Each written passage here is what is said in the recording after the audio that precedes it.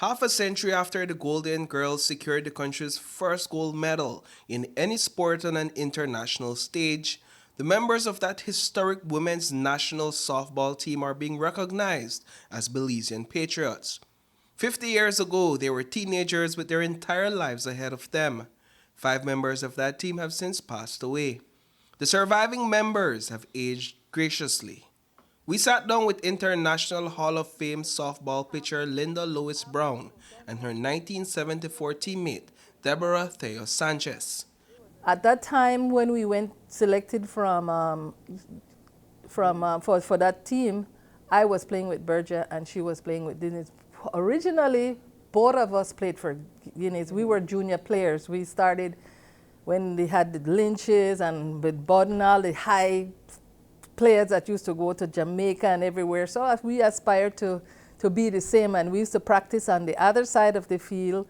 Lois was 16 years old at the time. Theos was 19 years old. It was so competitive. So the players that were selected really worked hard. We went to practice at 4:30 in the morning. You said how we did. We were working or going to school, and then in the evening. And on the weekends, my dad, he made sure I was on the road, up the cemetery road. We were extremely fit at that time. And Jubilee, he's one of the previous presidents for the softball association. He reminded me yesterday when I saw him. He said, Linda, remember preparing for these games? We played against the men team. Before being selected for the national team, Lois and Theos were rivals on the softball field. But on the national softball team, they were encouraged to put aside their differences and egos to represent Belize.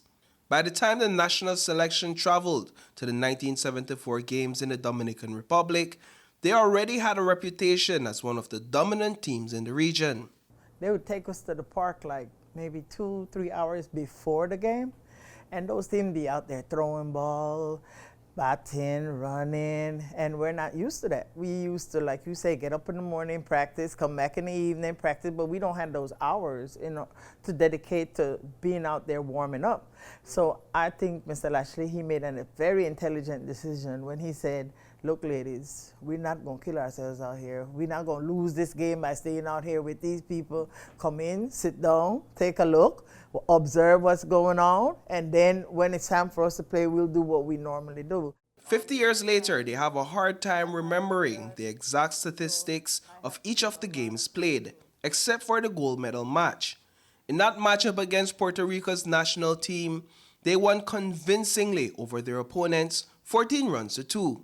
News of this first international gold medal went across the Caribbean and made its way back home before their return.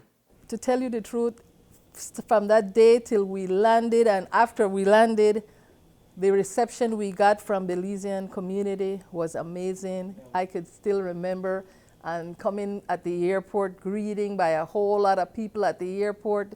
The next day we had a parade, the children were on the sidewalk. Oh my God, it was like unbelievable. The whole celebration thing was exciting. It was, as a Belizean, it was the first time that you would see a mass of people coming out to see these people that won this gold. So it was very exciting to be on that truck. We were on a truck, right? You had to be on that truck and everybody waving. It was like 10th of September, Exactly. That was the atmosphere. Yes, and so we were happy and excited about the parade itself. As Theos and Lois explained, the Golden Girls brought the nation together as they traveled across different softball stadiums to play friendly matches and put their talent on full display. Only a few years later, they both migrated to the USA, which was a common practice at the time for young Belizeans seeking out better opportunities. Today, Theos is enjoying her retirement back home. Lois frequently travels back to Belize. On this occasion, she returned home to be honored at the Tribute to Belizean Patriots Awards ceremony. I was honored and humbled to know that we were being honored in that way. But at the same time, like you say, maybe the team was forgotten, because as an Olympic person, I think that is etched in history in whatever country you go to. If you're an Olympian, it should be etched in the history of not only the softball, but the entire society of Belize. That means if you become a minister or something or whatever it is, you should have known about the Golden Girls because we were the first. We put Belize on the map. And I think that we should have been recognized a little bit earlier than right now to do it, even though it's done and we appreciate it. But I would appreciate if it could be something that don't wait until 100 years to come back and tell us thank you for what we did, you know. Yeah, I want to give credit to the Prime Minister. He did say, you know, that this team, he recognized this team as the very first gold medal team. I was very impressed by the way he presented us.